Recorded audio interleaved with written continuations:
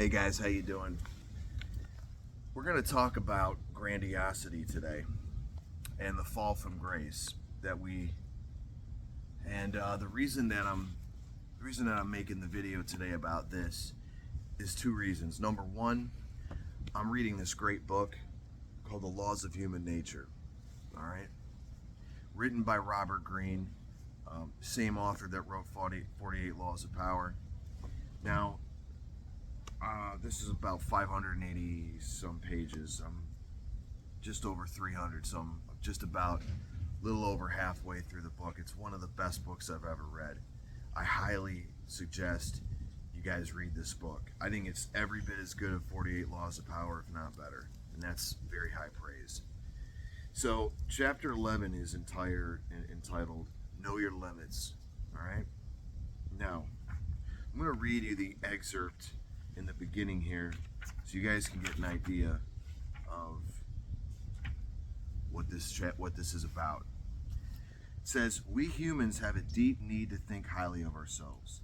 If that opinion of our goodness, greatness, and brilliance diverges enough from reality, we become grandiose. We imagine our superiority.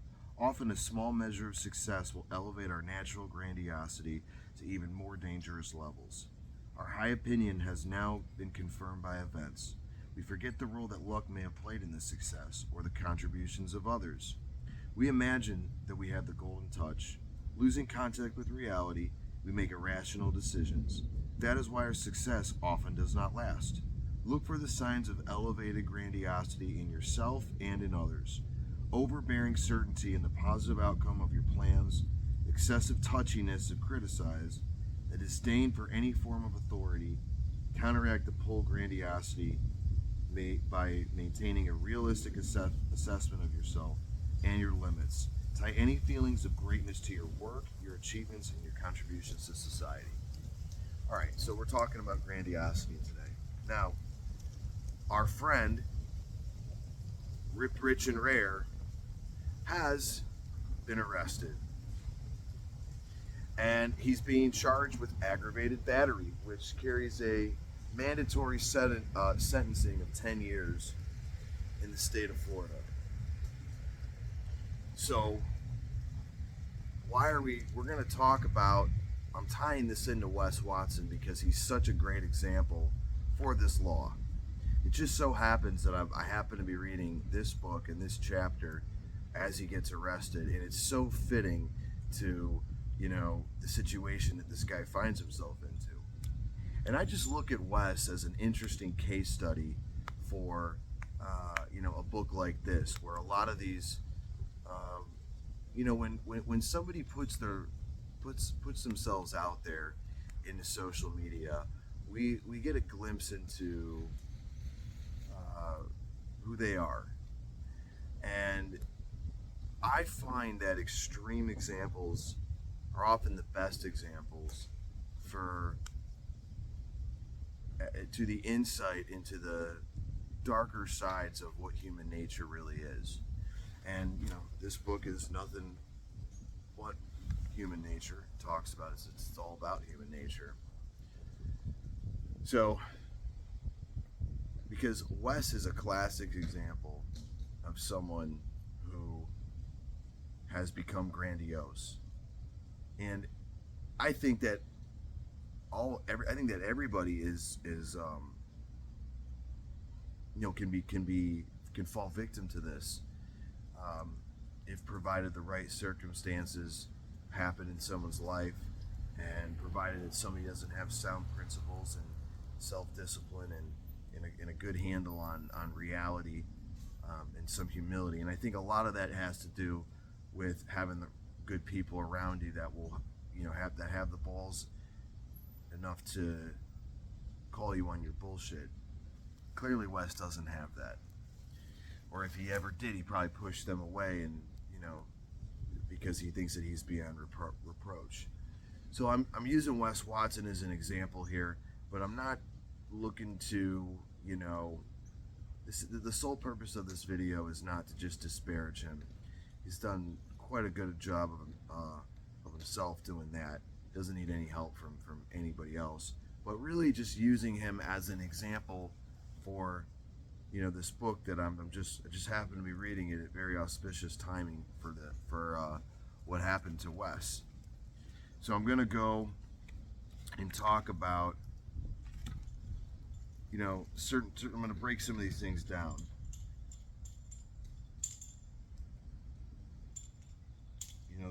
It talks about, we imagine we have the golden touch, losing contact with reality. We make irrational decisions. That is why our success often does not last. Let's look at what Wes did. I mean, he apparently, allegedly, has millions of dollars in recurring revenue, as though he claims. He's got this huge following on social media. He's got all these cars. He's living in a mansion. He's fucking, all these super hot, albeit they're prostitutes. They're still hot. He's still able to fuck them. So let's just be honest. And it is what it is. He's still getting them at the end of the day. And he's challenging people to fights over the internet. He's challenging people to come at the gym that he goes to every day. And he's challenging people to fight them. And then he does fight them, and he gangs up with 3 of his friends using a weight belt as a weapon, and his other friend uses a dumbbell as a weapon, and he kicks the guy when he's down. It's this feeling of invincibility. He feels like everything that he touches just goes to goal, and you can't be stopped, and he's lost touch with reality. Because anybody that's in touch with reality would say, listen, man, why are you challenging people? You already got what you wanted. You got the money, you got the success, you got the fame, you got the cars, you got the girls, you got the houses. What are you doing? What do you care? Ride off into the sunset and just enjoy the life that you built for yourself. Even if it is on scams, even if it is on bullshit or exaggerations, you have gotten what you want. So just fucking be happy with what you've built, with what you've achieved. But he didn't do that. And it's a classic case of Icarus flying too close to the sun and getting his wings burned and getting knocked back to earth. It's like, you have to, no matter how much money, no matter how much success, no matter how good you get at a certain skill, you have to fucking live in the real world. You have to know the game you're playing and the position in the game that you're in. And don't make bad moves in the position that you're in. Let's talk about this. Okay, talks about the grandiose leader. If people with high levels of grandiosity also possess some talent and a lot of assertive energy, they can rise to positions of great power. Their boldness and confidence attract attention and give them a larger-than-life presence. Mesmerized by their image, we often fail to see the underlying irrationality in their decision-making process and follow them straight into some disaster. They can be very destructive. This is Wes to a T. High levels of grandiosity. He's got some talent. His ability to talk. His fitness level, albeit a lot of that's due to steroids, but a lot of assertive energy. Talks tough, right? Super aggressive, super in your face, super intense, right? But that boldness and that confidence, attracts attention, just like the book says. He's bold, he's intense, that attracts people. He's sure of himself, he's confident. Look what he's built, right? Look how badass he is. Mesmerized by their image, all the tattoos, how ripped he is, all the cars, all the girls, right? We often fail to see the underlying irrationality in their decision-making process, right? Like living in a $20 million mansion, having whatever 20 or how many supercars he's got. Why would anybody, why would anybody have that much?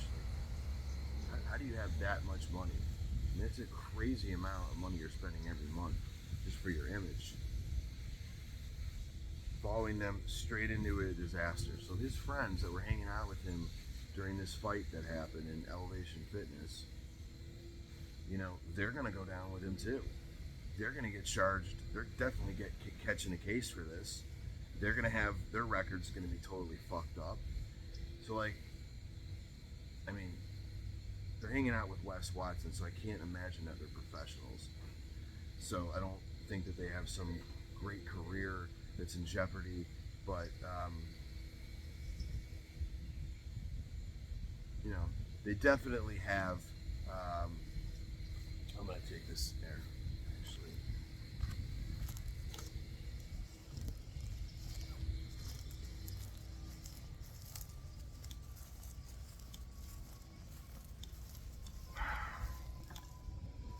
It's a little lower. My neighbor's using his vacuum cleaner.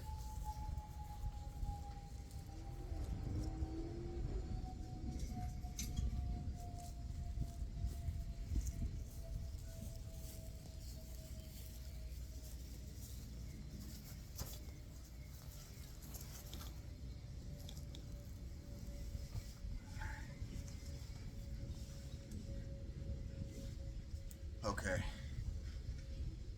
Hopefully that even though the noise is still there, I think it's less. But anyways, let's keep going. Yeah, with these guys that attacked this tall, crazy looking guy with the dreads. These guys that were with Wes. They're gonna get a case. They're gonna do fucking time. They're gonna be. Their whole lives are gonna be fucked up too. So, you know, especially the guy that kicked him in the head and came at him with the dumbbell. Those guys are gonna catch a case. They're probably gonna do some time. So, like, Wes literally led those guys right into a fucking ditch, right into a jail cell. You must realize a simple fact about these types. They depend on the attention we give them. Think about it. You know, Wes posts every day, multiple times a day. He loves going on people's podcasts. He loves making spectacles in public. He talks about how he loves posting up, pulling up, you know, with whatever car he's got, you know, showing off all the watches that he's got, all the jewelry that he's got, all the tattoos. It's all an image. It's all about, and what is that image based on? He wants attention from others. He needs to constantly be validated. Without our attention, without being adored by the public, they cannot have their high self-opinion validated. And in such cases, the very confidence they depend on withers. Right? So, like, when you see people that, you know, what we're talking about here is a very external locus of control. Somebody whose self-worth, whose confidence, whose identity is completely dependent upon the external validation of others. It's not internally based on who that person is, on what sort of human being they've become, who they are as an individual, you know, what sort of benefit they are to other people, who they've helped, what they've achieved, who they've become. It's all really dependent upon what others think about them, what others have, are constantly the adulation and the accolades and the opinion of others is really the most important thing. And the opinion of others is directly controlling the opinion they have of themselves. All right. So, to awe us and distract us from the reality, they employ certain theatrical devices. It is imperative for us to see through their stage tricks, to demythologize them, and scale them back to human size. In doing so, we can resist their allure and avoid the dangers they represent. The following are 6 common... Okay. So it talks about here, right? Theatrical devices. They to awe us and distract us from reality. They deploy certain theatrical devices. Well, the theatrical devices are the cars, the tattoos, the huge muscles that are pumped up by steroids, the the crazy excess jewelry, the crazy excessive amounts of cars, the rims, and the special bullshit that he has on them, the mansion,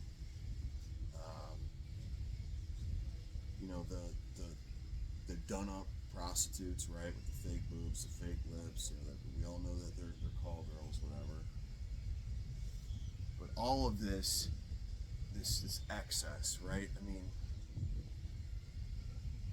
I just I get it. If you're a car, I love cars, and if I was, if I had millions of dollars, I would definitely have a shitload of cars, because it's what I'm into, right? Like I appreciate them,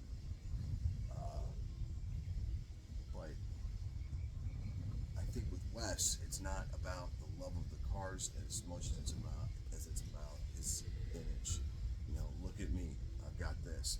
Look at me, I've got the Rolls Royce. Look at me, I've got a $20 million mansion. Look at me, look at how much money I just made. Look at how much this.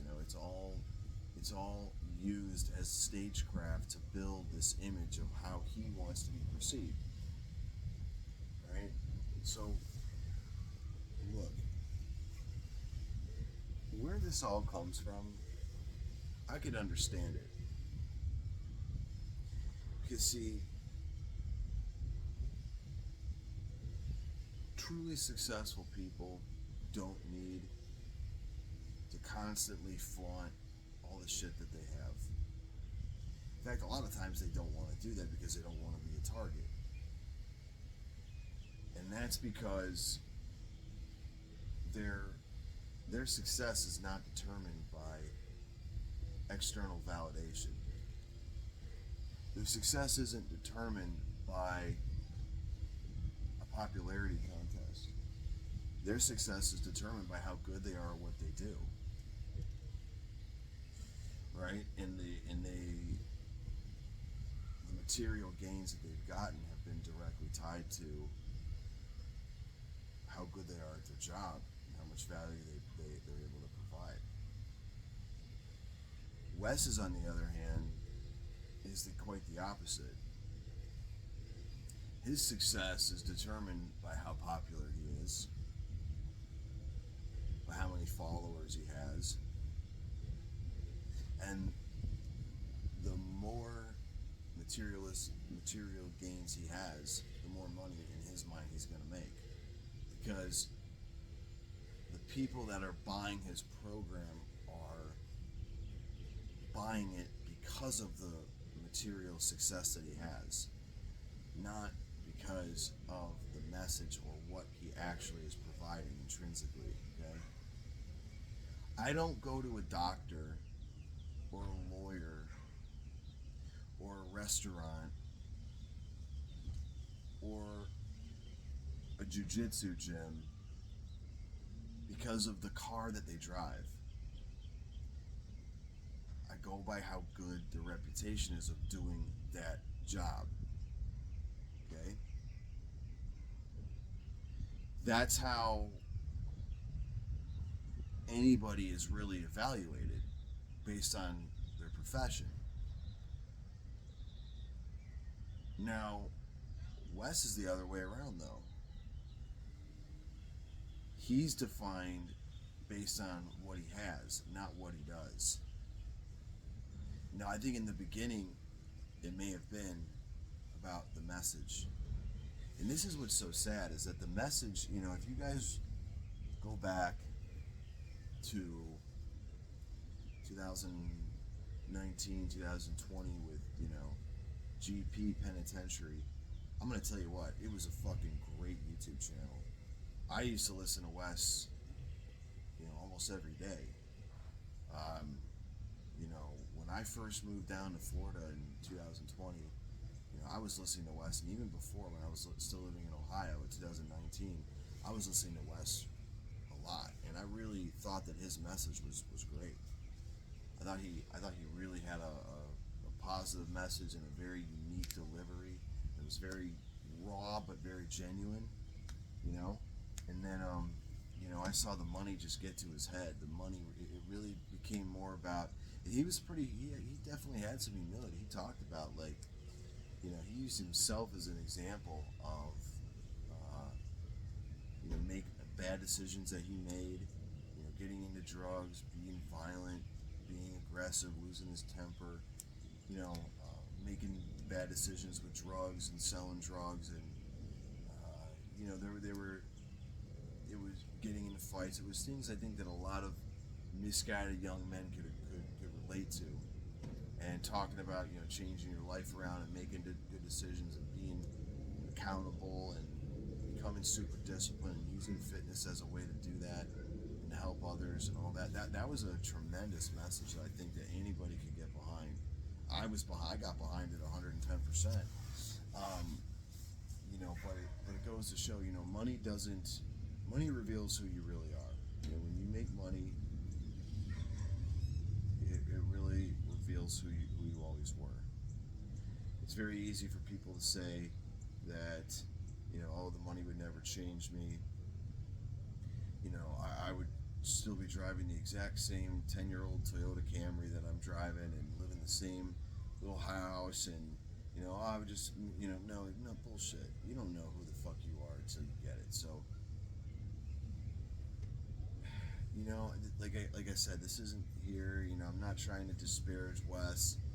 He does a good job at enough himself doing that, but it's more to use him as an example to highlight certain parts of human nature that I think we all need to take a look at, because we all have grandiosity,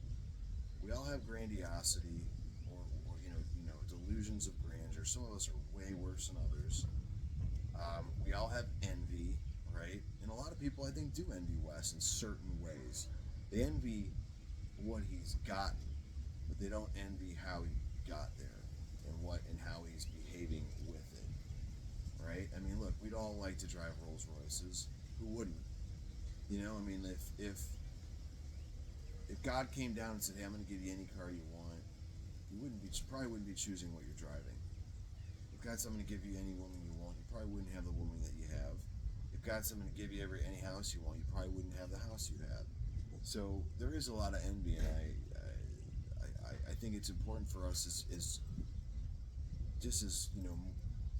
people that are trying to be better, to recognize that within ourselves.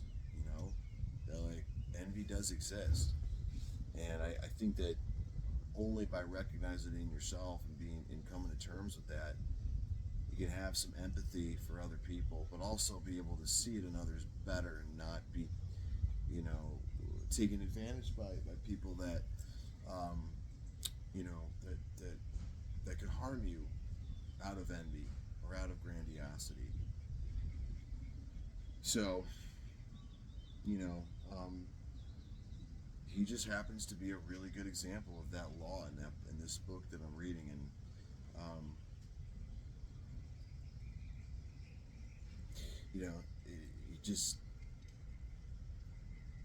it's unbelievable to me how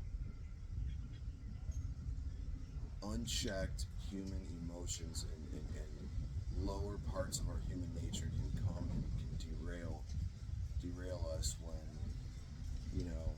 even after we've had an immense amount of success. I mean, look, regardless of what anybody says, Wes Watson did achieve a high degree of material success. I mean, I don't care whether he's renting that place or he rents all those cars. He's still able to do it.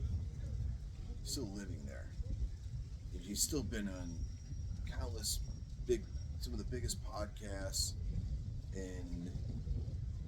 on YouTube. He's still fucking those girls. He still has a lot of what he now is. He happy? Ultimately, I don't think so. Because there have been videos that say none of it matters to him, and that he can't even enjoy any happiness or whatever. So I don't think that in and of itself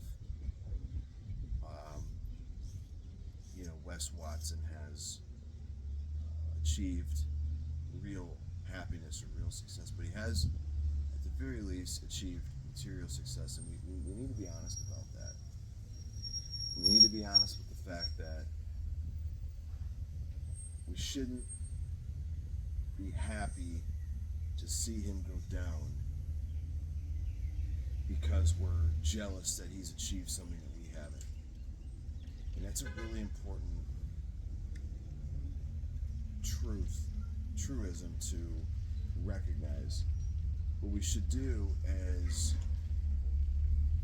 recognize why he failed, why he went down, and to try to help us to understand the human element, the human condition a bit better. Because like I said, anybody, this can happen to anybody. This can happen to any person who gets way too much success way too quickly and doesn't have the wisdom or the self-awareness. Like I said, the right people around somebody to pump the brakes and tell somebody, hey man, you're letting this shit get to your head way too much. Like you need good for your success. Just because somebody is telling that to you doesn't mean that they're jealous of you. So it can mean that, but it doesn't necessarily mean that. A lot of times, people see your blind spot. Your good friends can see your blind spots when you don't. Now, again, this is where discernment comes in, because you have to have the right discernment, because sometimes you start becoming more successful and people are threatened by it because now their opinion of you is not what it was.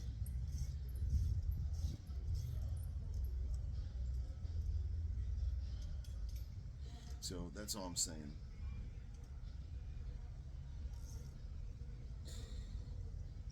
Let's always try to grow. Let's always try to really be brutally honest with ourselves. I think with brutal self-honesty comes wisdom of self, and comes wisdom of the human condition.